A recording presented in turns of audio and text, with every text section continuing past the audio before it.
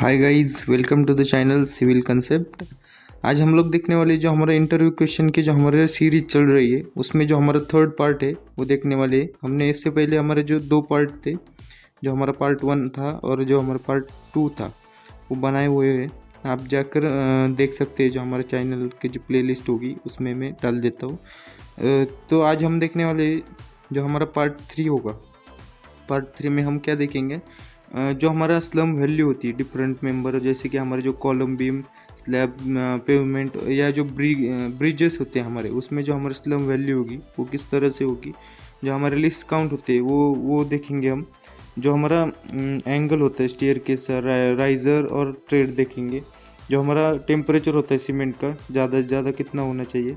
जो हमारे कवर्स होते हैं, जो हमारे स्लैब बीम कॉलम या जो हमारा फुटिंग होगा उसमें जो हमारा कवर होंगे वो किस प्रकार से होंगे वो देखने वाले। जो हमारे टेस्ट होते हैं कंक्रीट पर, जो हमारे टेस्ट होते हैं वो किस किस प्रकार से होंगे। जो हमारी स्ट्रेंथ होती है, जो ब्रिक की जो स्ट्रेंथ होती है फर्स्ट क्लास सेकंड क्लास और जो थर्ड क्लास की जो ब्रिक होती है उसमें जो अलग अलग टाइप की जो हमारी कंप्रेसिव स्ट्रेंथ होगी वो देखने वाले हम। जो हमारा क्यूरिंग जो मेथड होते हैं, अलग अलग टाइप के जो क्यूरिंग मेथड होंगे वो देखने वाले। और ऐसे ही छोटी छोटी जो पार्ट होंगे हम आज इस वीडियो में कवर करने वाले। ये जो हमारा थंब रूल भी हो सकता है, ये जो हमारा इंटरव्यू क्वेश्चन में जो हमें पूछे ही जाते हैं, इसमें से कुछ ना कुछ हाँ आपको जो है इंटरव्यू में पूछा ही जाएगा। सबसे इम्पोर्टेंट हम क्वेश्चन की जो है सीरीज़ निकल रही है, उसमें जो है हमारा पार्ट 3 चल रहा है। तो चलिए शुरू करते हैं। तो उससे पहले प्लीज़ गाइज चैनल को सब्सक्राइब कीजिए, ज़्यादा से ज़्यादा लोगों को शेयर कीजिए, लाइक कीजिए। आपके लिए गाइज बहुत ज़्यादा मेहनत करता हूँ और ऐसे ही इम्पोर्टेंट जो है मैं क्वेश्चन ढूंढ के आपके लिए लाता हूँ, जो कि हमारी इंटरव्यू क्वेश्चंस या जो हमारा साइट इंजीनियर होते हैं उनके लिए बहुत ज़्यादा इंपॉर्टेंट होते हैं। तो गाइज प्लीज़ चैनल को सब्सक्राइब कीजिए, ज़्यादा से ज़्यादा लोगों को शेयर कीजिए, लाइक कीजिए और वीडियो पूरा देखिए। तो चलिए शुरू करते हैं। तो सबसे पहले हम देखेंगे जो हमारा स्लम वैल्यू होती है, जो डिफरेंट कंपोनेंट होते हैं या जो हमारे डिफरेंट मेंबर्स होंगे उसमें जो हमारी स्लम वैल्यू होगी वो किस प्रकार से होंगी। तो सबसे पहले हम देखेंगे जो हमारा कॉलम होता है उसमें हमारी जो स्लम वैल्यू होती है वो होती है हमारे 75 से लेकर 150 तक जो है हमारे स्लम की जो वैल्यू होती है। जो हमारा बीम एंड स्लैब होगा उसमें जो हमारी स्लम की जो वैल्यू होगी वो होती है हमारी 50 से लेकर 100 तक। जो हमारा पेवमेंट होता है उसमें जो हमारा स्लम की जो वैल्यू होगी जो हमारे होगी 20 से लेकर 30 तक जो है हमारी स्लम की वैल्यू होगी। जो हमारे ब्रिजेस होते हैं, ब्रिजेस में हम जो कंस्ट्रक्शन में हम ब्रिजेस अलग अलग टाइप के जो कंस्ट्रक्शन होते हैं उसमें जो हमारा ब्रिज की जो कंस्ट्रक्शन होगा उसमें जो हमारी स्लम वैल्यू होगी वो 30 से लेकर 75 तक हो गया। हमारे जो 75 तक जो है हमारे स्लम वैल्यू होने वाली है। आगे हम देखेंगे जो हमारा लिस्ट काउंट होता है, जो हमारा डंपी लेवल या जो अलग अलग टाइप के जो हमारे कंपास होंगे, ऑटो लेवल होता है, थियोडोलाइट होता है, उसमें जो हमारे लिस्ट काउंट होंगे वो किस प्रकार से होगी, क्या क्या होंगे वो देखेंगे हम। तो सबसे पहले हम लिस्ट काउंट देखेंगे। जो हमारा कंपास होता है उसमें जो होता है हमारा लिस्ट काउंट होता है 30 मिनट का। नेक्स्ट हम देखेंगे जो हमारा डंपी लेवल होता है, डंपी लेवल में जो हमारा लिस्ट काउंट होगा वो होगा हमारा वो 5 का होता है। जो हमारा ऑटो लेवल होता है जो जिसका जो लिस्ट काउंट होगा हमारा 5 होगा। जो हमारा थियोडोलाइट होता है, सबसे पहले हम थियोडोलाइट सीखते हैं, उसके बाद ही हम ऑटो लेवल डंपी लेवल सीखते हैं। सबसे पहले हम कंपास देखते हैं, उसके बाद जो थियोडोलाइट और डंपी लेवल देखते हैं और उसके बाद हम ऑटो लेवल देखते हैं। तो जो हमारा थियोडोलाइट होगा उसका जो लिस्ट काउंट होता है हमारा 20 सेकंड थियोडोलाइट होता है, मतलब हम 20 सेकंड जो है हमारा लिस्ट काउंट होता है। आगे हम देखेंगे जो हमारा कंक्रीट में जब हमारे एयर वाइड्स जब रह जाते तो उसको हम हनीकम्बिंग कहते हैं। जो हमारा water comes out from freshly made concrete is called एज, मतलब जब हमारा कंक्रीट होता है उसमें जो हमारा वाटर होगा वो जो हमारा बाहर निकलता हुआ जा रहा होता है, तो उस कंडीशन में हम कंक्रीट को क्या कहते हैं, ब्लेंडिंग ऑफ कंक्रीट, हम उस कंडीशन में जो है कंक्रीट को कहते हैं। जो हमारा एंगल होता है जो हमारा स्टेयरकेस होगा उसका जो एंगल होता है हमारा 25 से लेकर 40 डिग्री तक जो है हमारा एंगल होना चाहिए। उससे ज़्यादा भी नहीं होना चाहिए और कम भी नहीं होना चाहिए, उसके बीच में हमारा जो है एंगल रहना चाहिए। जो हमारा राइज़र होगा वो होता जो हमारा होगा 150 से लेकर 200 के बीच में जो है हमारा राइज़र होना चाहिए। जो हमारा थ्रेड होगा वो हमारा होगा 250 से लेकर 300 तक जो है हमारा थ्रेड रहना चाहिए। आगे हम देखेंगे जो हमारा सीमेंट का जो टेम्परेचर होगा, जो सीमेंट में जो डिफरेंट इंग्रेडिएंट यूज़ किए जाते हैं उसका जो बर्न टेम्परेचर होगा, मतलब जब आग पकड़ लेगा सीमेंट तब जो टेम्परेचर होगा सीमेंट का वो होगा हमारा 1400 डिग्री सेल्सियस तक। जो सीमेंट का जो टेम्परेचर चला जाएगा तो हमारा जो कंक्रीट होगा वो आग पकड़ लेगा।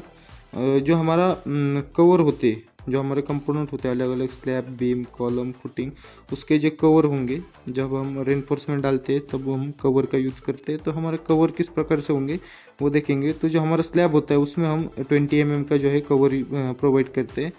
जो हमारा बीम होता है उसमें हम 25 mm का जो है कवर प्रोवाइड करते हैं। जो हमारा कॉलम होता है उसमें हम 40 mm का जो है कवर प्रोवाइड करते हैं। और जो हमारा फुटिंग होता है उसमें हम 50 mm तक का जो है कवर प्रोवाइड करते हैं। आगे हम देखेंगे जो कि सबसे इम्पोर्टेंट है, हमारी मशीन यूज़ होती है, कंप्रेसिव स्ट्रेंथ हम जब मेजर करते हैं उसके लिए जो हमारी मशीन यूज़ होती है उसका नाम क्या होता है, यूनिवर्सल टेस्टिंग मशीन, या हम शॉर्ट फॉर्म में समझ सकते हैं UTM। ये आपको बहुत जगह पर पूछे जाएंगे ये सवाल बहुत इम्पोर्टेंट है। जो हमारा सीमेंट होता है मैन्युफैक्चरिंग डेट से लेकर हम कितने दिन तक यूज़ कर सकते हैं, तो उसका आंसर है हमारा 3 मंथ तक। हम जो है जब हमारा सीमेंट मैन्युफैक्चर होता है उस डेट से लेकर हम अगले 3 महीने तक जो है सीमेंट का जो है यूज़ कर सकते हैं। जो हमारा मिनिमम ग्रेड होता है RCC स्ट्रक्चर में वो हमारा M20 का होता है। इससे कम ग्रेड का जो हम कंक्रीट यूज़ नहीं करते। जो हमारा RCC होगा उसमें हम इससे कम जो है ग्रेड का कंक्रीट यूज़ नहीं करेंगे।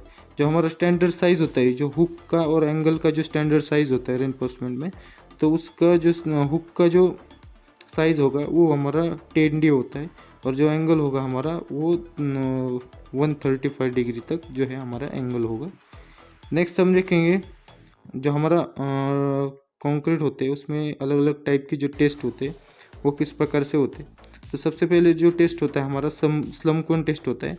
दूसरा जो होता है हमारा कंप्रेसिव स्ट्रेंथ टेस्ट होता है। तीसरा हमारा होता है वाटर परमेबिलिटी टेस्ट होता है। जो हमारा चौथा होगा वो हमारा वाटर एब्सॉर्प्शन टेस्ट होता है। इस तरह से अलग अलग जो हमारे टेस्ट होते हैं, जो हमारे कंक्रीट होते हैं उसमें जो है अलग अलग टाइप के जो है टेस्ट हमें देखने को मिलते हैं। जो हमारा ब्रिक होगा, ब्रिक का जो कंप्रेसिव स्ट्रेंथ होता है वो किस प्रकार से होगा। तो सबसे पहले हम क्या करेंगे, जो हमारा फर्स्ट क्लास ब्रिक होता है उसमें जो हमारा कंप्रेसिव स्ट्रेंथ होगा वो होगा हमारा 105 kg पर सेंटीमीटर स्क्वायर।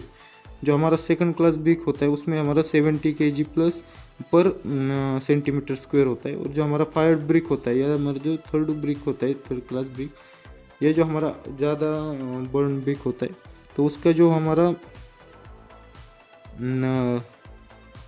कंप्रेसिव स्ट्रेंथ होगा वो होता है हमारा 125 kg पर सेंटीमीटर स्क्वायर। आगे हम देखेंगे तो जो हमारा सीमेंट होता है उसका जो इनिशियल सेटिंग टाइम होता है, मतलब जो हम कंक्रीट को कास्टिंग करते हैं उस समय जो हमारा इनिशियल सेटिंग टाइम होता है, जो हम लेते हैं हमारा 30 मिनट का जो है हमारा इनिशियल सेटिंग टाइम होता है। जो हमारा फाइनल सेटिंग टाइम होता है, मतलब जब सीमेंट हमारा सेटल हो जाता है तो उसका जो टाइमिंग होता है हमारा 10 आवर्स या 1600 मिनट तक जो है हमारा फाइनल सेटिंग टाइम होता है सीमेंट का। जो हमारा कैंटिलीवर बीम होता है, मतलब जो हमारी बालकनी होती है ऐसी बाहर निकली हुई होती है, ये जो हमारा स्लैब होगा इसमें जो है हमारा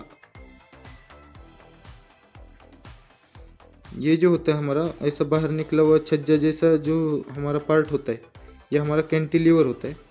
कैंटिलीवर में जो हमारा टेंशन जोन होता है, टेंशन जोन हमारा ऊपर के साइड में होता है और जो हमारा कंप्रेशन जोन होता है वो हमारा नीचे की साइड होता है। और नॉर्मल स्लैब में क्या होता है, जो हमारा टेंशन जोन होता है वो नीचे की साइड होता है और कंप्रेशन जोन होता है वो ऊपर की साइड होता है। ऐसे आप समझ सकते हैं। इस तरह से हमारा जो कैंटिलीवर और जो नॉर्मल जो होता है हमारा स्लैब उसका आप समझ सकते हैं।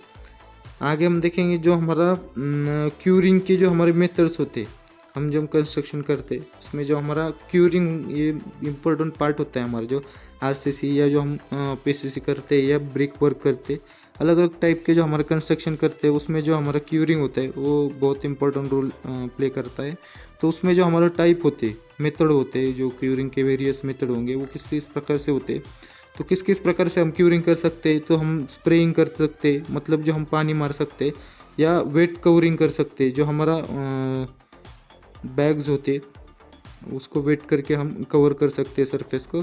जो हमारा क्यूरिंग केमिकल्स आते हैं, अलग अलग टाइप के जो हमारे क्यूरिंग के केमिकल्स आते हैं, उससे हम जो है क्यूरिंग कर सकते हैं। जो हमारा स्टीम क्यूरिंग होता है, मतलब हमारी जो स्टीम होती है उससे हम क्यूरिंग करते हैं, तो हमारा वो स्टीम क्यूरिंग होता है। जो हमारा स्प्रिंकलिंग क्यूरिंग होता है, मतलब थोड़ा थोड़ा पानी हर थोड़ी थोड़ी देर में हम डालते हैं, तो हम स्प्रिंकलिंग बोलते हैं उसको।